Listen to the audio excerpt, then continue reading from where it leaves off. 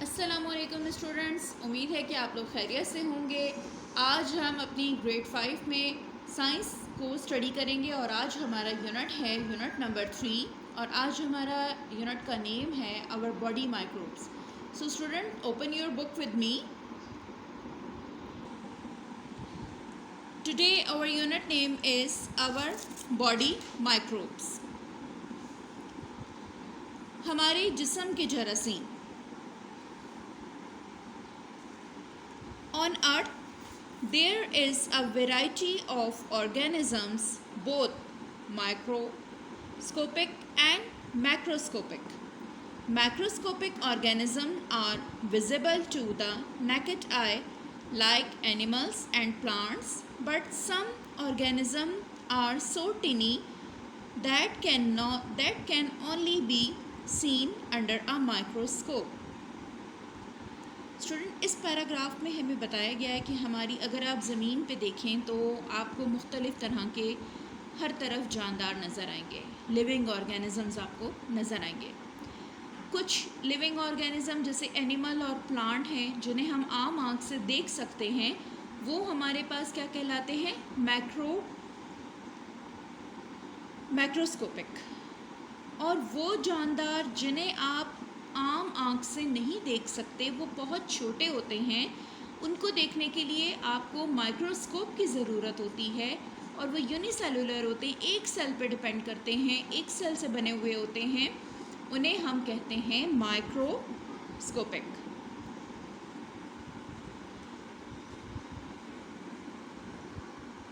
We call them microorganism or microbes.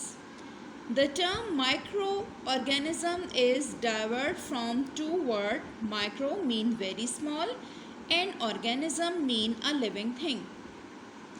There are millions of microorganisms living everywhere around us, performing a variety of important functions. Many diseases are caused by these organisms. In simple terms, we call them germs. If these germs enter our body by any means, they cause us to become sick. Germs are also called pathogens. Okay student, इस paragraph में हमें क्या बताया गया है कि जो micro organisms हैं और माइक्रोब्स हैं, जो आम आँख से हम नहीं देख सकते, इसे ये दो अल्फाज से मिलकर बना है। माइक्रो जिसका मतलब है बहुत छोटा, और organism mean a living thing, एक जानदार चीज़। अब हमारे इर्द गिर्द अगर आप देखें, हमारे माहौल में हम हर तरफ जो है ये छोटे छोटे माइक्रो ऑर्गेनिज़म्स मौजूद हैं और जो मुख्तलिफ़ तरह के टास्क परफॉर्म कर रहे होते हैं, मुख्तलिफ़ तरह के उनके काम होते हैं, मुख्तलिफ़ तरह की उनकी जो है वो साख्त होती है। और इन सिंपल टर्म्स, आम ज़बान में हम इन्हें कहें कि ये माइक्रो ऑर्गेनिज़म्स क्या कहलाते हैं? जर्म्स कहलाते हैं, जरासीम कहलाते हैं। और अगर ये जरासीम किसी भी तरीके से हमारे जिस्म के अंदर दाखिल हो जाएं तो ये हमें बीमार कर सकते हैं। और जर्म्स हमारे पास क्या, जर्म्स हमको हम पैथोजेंस भी कहते हैं। Therefore, it is important to wash our hand before we eat. It is also the sunnah of our beloved Prophet Hazrat Muhammad sallallahu alaihi wasallam. इसके लिए हमारे लिए क्या ज़रूरी है कि ये बहुत ज़रूरी है कि हम जब भी खाना खाएं, खाना खाने से पहले हम अपने हाथ ज़रूर धोएं। और ये क्या है? हमारे प्यारे नबी सल्लल्लाहु अलैहि वसल्लम की सुन्नत भी है। Main group of micro organism. There are many diseases that spread from person to person or through microbes. Scientists classify these microbes into three groups on the basis of their shape, structure, feeding habits. These are given below: virus, bacteria, fungi. अब हमारे पास क्या है कि जो diseases हैं वो क्या है? मुख्तलिफ़ तरह की हैं और ये क्या है कि लोगों से लोगों तक फैलती हैं और किस तरह से फैलती हैं? जरासीम के ज़रिए।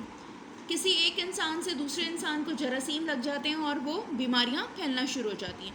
अब साइंसदानों ने इन जरासीम को 3 हिस्सों में, 3 ग्रुप्स के अंदर जो है वो डिवाइड किया है। उसकी डिवाइड करने की वजह क्या है? उनकी जो शेप है, कि वो उनकी जो शक्ल है, उनका जो स्ट्रक्चर है और उनकी जो हैबिट्स हैं, उनकी जो आदत हैं, उसकी वजह से साइंसदानों ने उन्हें 3 मुख्तलिफ जो है वो कैटेगरीज़ के अंदर डिवाइड किया है। सबसे पहले हमारे पास है virus, then we have bacteria and then fungi. Virus are very tiny organism not visible to the naked eye, they come in different shapes. Virus हमारे पास क्या है कि बहुत छोटा जानदार है और ये आम आँख से नहीं देखा जा सकता, सिर्फ और सिर्फ हम इसको माइक्रोस्कोप के ज़रिए ही जो है वो देख सकते हैं और इसकी मुख्तलिफ़ तरह की शेप्स होती हैं। ठीक है, अब कुछ हमारे पास जो है वो क्या है? They can survive outside but they need to enter the living cell of our organism to reproduce. The organism in which the virus reproduce is called the host. ये क्या है? वायरस हमारे पास बाहर जो है जब होता है तो ये मुर्दा हालत के अंदर मौजूद होता है और जैसे ही ये जो है एक जानदार के अंदर दाखिल होता है तो ये अपना रिप्रोडक्शन का काम स्टार्ट कर देता है, यानी कि मज़ीद जो है वो एक वायरस से दूसरे वायरस जो है वो मज़ीद बनना शुरू हो जाते हैं। और वायरस को जो है वो रिप्रोडक्शन के लिए एक लिविंग ऑर्गेनिज़म की ज़रूरत होती है और जिस लिविंग ऑर्गेनिज़म के अंदर ये दाखिल हो जाता है उससे ये फिर अपना रिप्रोडक्शन का सिस्टम स्टार्ट कर देता है और उसे हम क्या कहते हैं? होस्ट कहते हैं।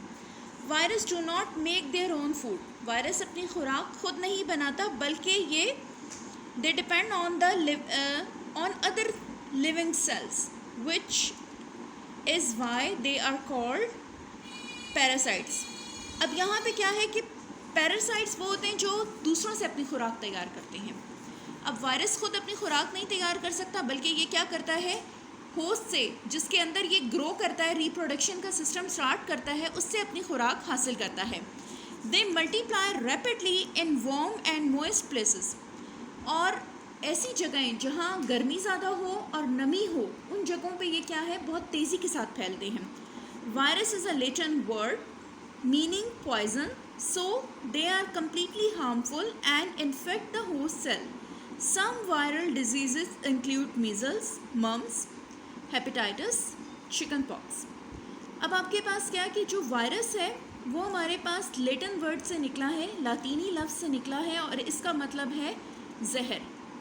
इसका क्या मतलब है कि ये जब किसी इंसान के अंदर दाखिल होता है तो उससे मुकम्मल तौर पे उसके अंदर उसके लिए एक नुकसानदेह साबित होता है और ये मुकम्मल तौर पे किसी भी इंसान को बीमार कर सकता है। और आपके पास जो वायरस से बीमारियां, फैलने वाली बीमारियां हैं, वो आपके पास मम्स हैं।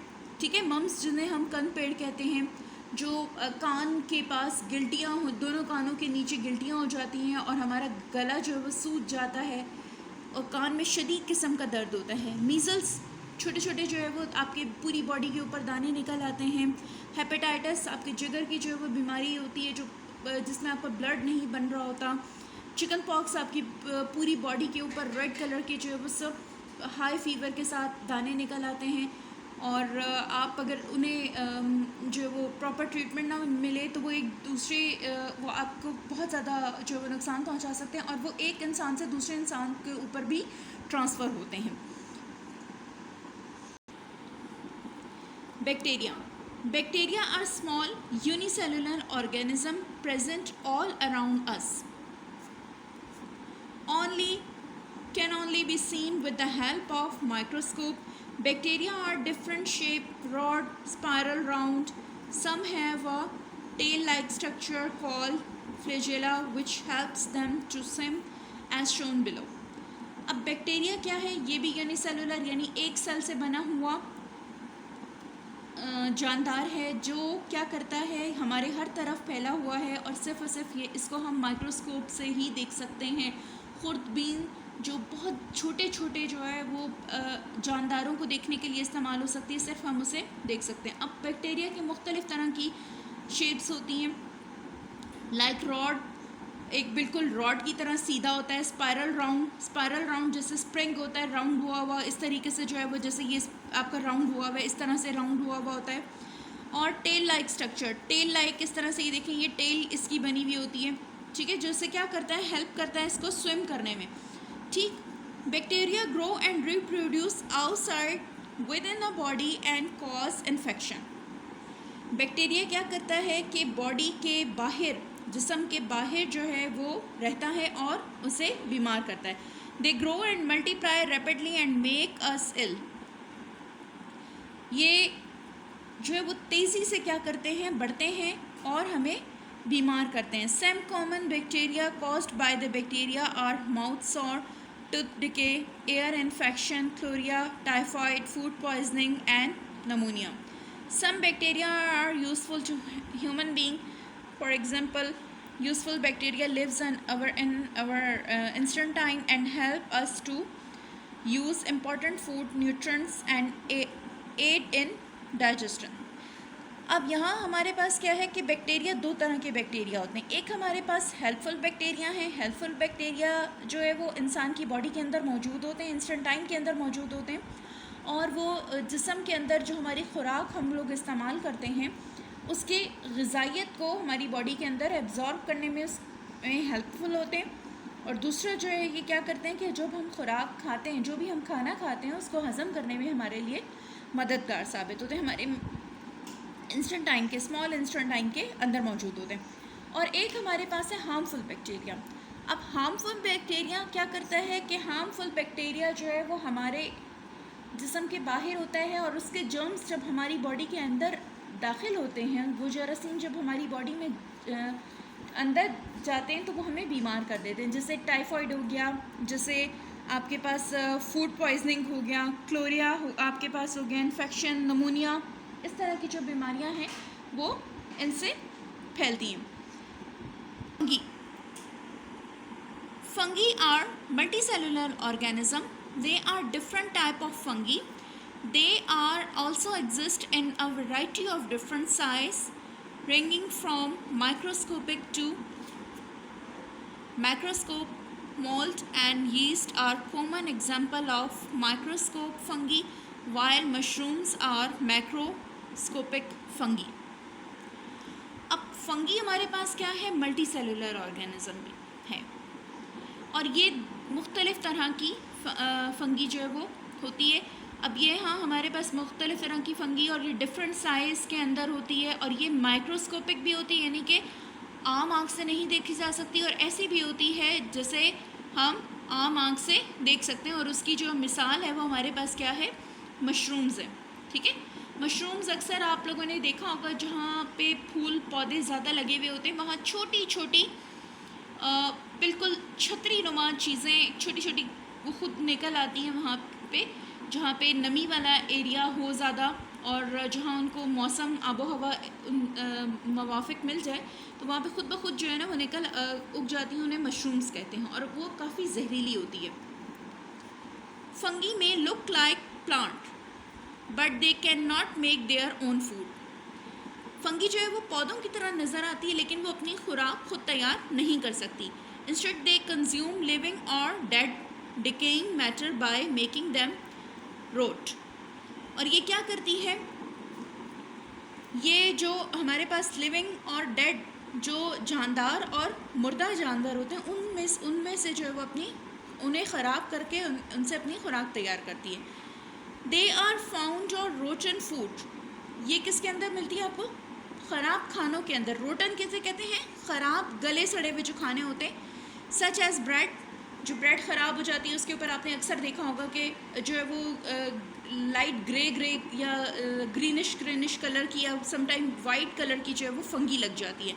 वेजिटेबल्स, कुछ वेजिटेबल्स और फ्रूट जो है वो अगर आपने घर में काफ़ी दिनों से पड़ा हुआ हो, या आपके फ्रिज के अंदर खाने बहुत दिनों से पड़े हुए हों, तो उसके अंदर आप देखें कि वाइट कलर की जो है वो फंगी लगना शुरू हो जाती है.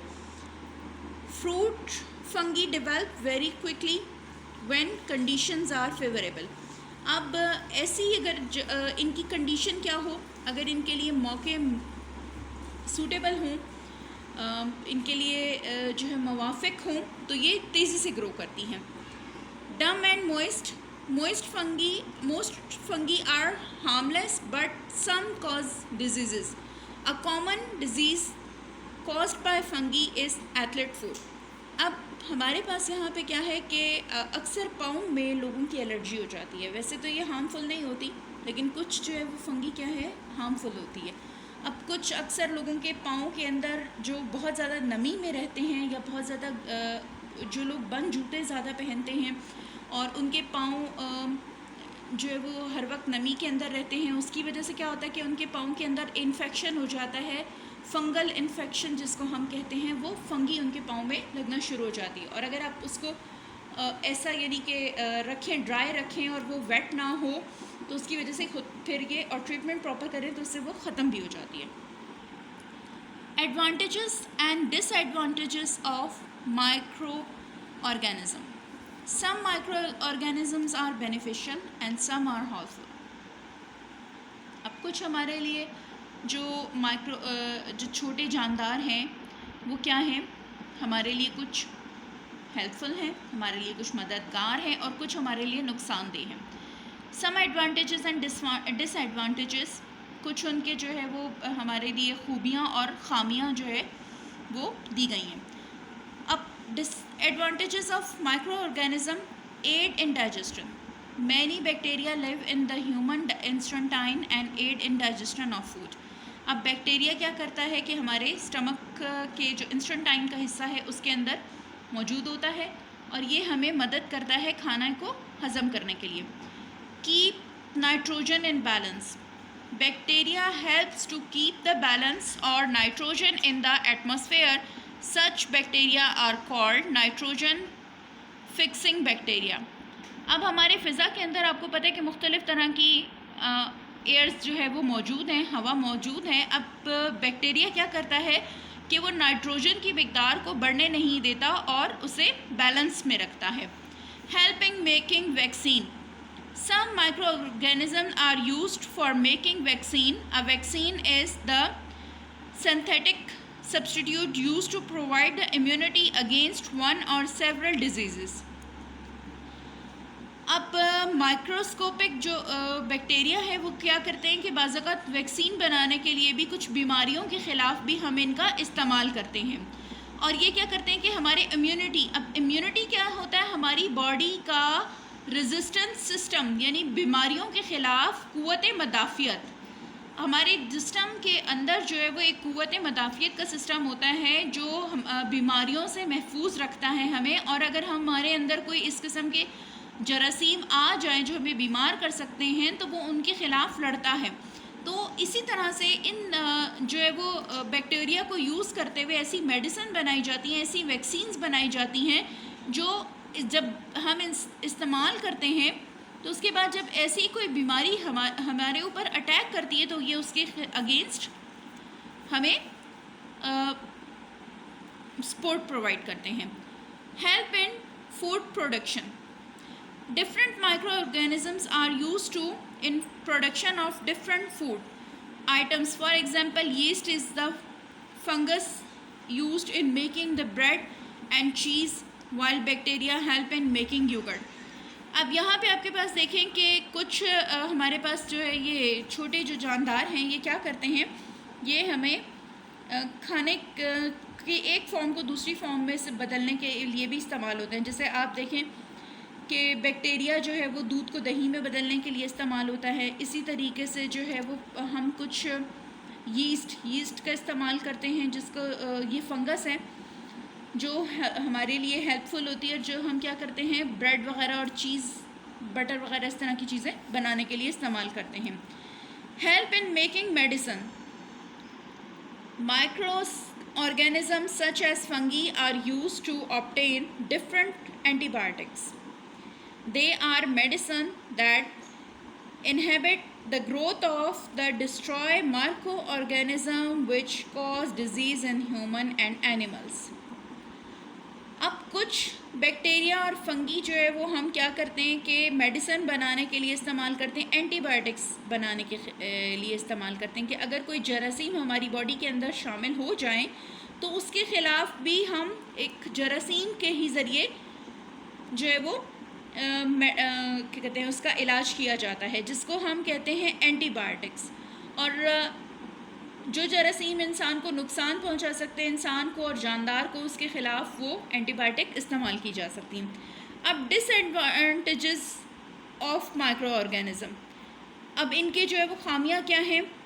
Spoilage of food, micro organism spoil food and make food stale for human use, for example the growth of mould, spoil and rot bread, fruit and vegetable. अब खाने को ख़राब करना, जैसे अब आप देखें कि फ़ंगी क्या करती हैं, फ़ंगी जो है वो ब्रेड को ख़राब कर देती है, रोटी के ऊपर लग जाती है और आप वो खाने के काबिल नहीं रहती। इसी तरह सब्ज़ियों के ऊपर और फलों के ऊपर ये लग जाती है और उसके बाद वो फल और सब्ज़ी इस्तेमाल के काबिल नहीं रहते। दूसरा इसका डिसएडवांटेज क्या है? Disease, microorganisms that cause disease are called germs. They can enter the body through various paths such as nose, mouth when you breathe, eat or drink, or they can even enter the body through the wounded skin. Example of bacterial disease are bronchitis, typhoid, food poisoning. अब यहाँ पे हमारे पास क्या है कि ये हमारे अंदर बीमारियाँ भी पैदा करते हैं। अब ये किस तरह से हमारे नाक, कान, गले के ज़रिए जो है वो हमारे जिस्म के अंदर दाखिल होते हैं, और बाज़ औक़ात या हम कुछ खाना खा रहे हों या हमारे सांस के ज़रिए या हम कुछ पी रहे हों तो उसके ज़रिए जो है वो हमारे जिस्म के अंदर दाखिल हो जाते हैं। और इसके अलावा ये ज़ख़म, जो अगर कोई जिस्म में हमारे कोई ज़ख़म हो जाए, कोई हमें चोट लग जाए तो उसके ज़रिए से भी ये हमारे जिस्म के अंदर दाखिल हो जाते हैं। और जो ज़्यादातर हमारे जिस्म में क्या करते हैं, फूड पॉइजनिंग करते हैं। जैसे अगर हमारे जिस्म में कोई ऐसे हार्मफुल बैक्टीरिया चले गए या वायरस चले गए तो वो जो है वो टाइफाइड कर सकते हैं हमें, और लंग्स की हमें बीमारियां कर सकते हैं, ठीक है, सांस की तकलीफ़ हमारे जिस्म में कर सकते हैं। इसके अलावा डायरिया, फूड पॉइजनिंग हो गई है, बदहज़मी, इस किस्म की जो है ना वो हमारे जिस्म के अंदर बीमारियाँ ये फैला सकते हैं। Do you remember what cause tooth cavity?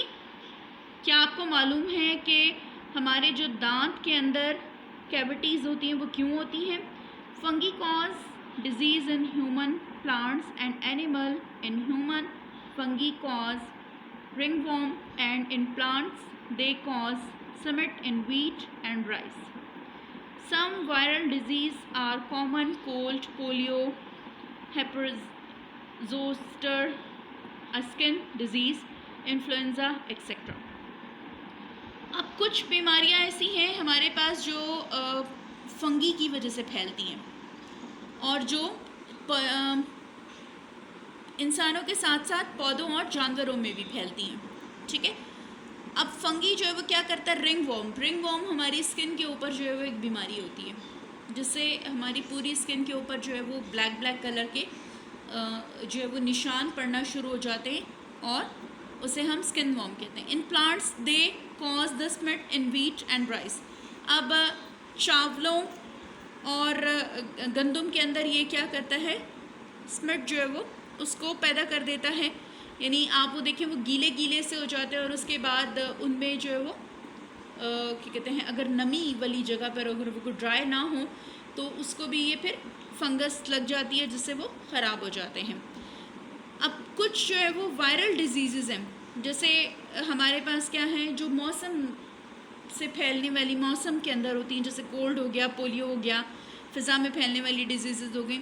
अब हमारे पास एक जोस्टर, हेपर जोस्टर जो स्किन की बीमारी है, हमारी स्किन के ऊपर जो है इस तरह की, ये आप देख रहे हैं पिक्चर के अंदर कि पूरी स्किन के ऊपर ये उभरे हुए जो है वो दाने और ऐसे जैसे जला हुआ है, इस तरह से पूरी स्किन के ऊपर जो है वो ये एक एलर्जी नुमा चीज़ हो जाती है जिसकी ट्रीटमेंट भी समटाइम पॉसिबल नहीं होती।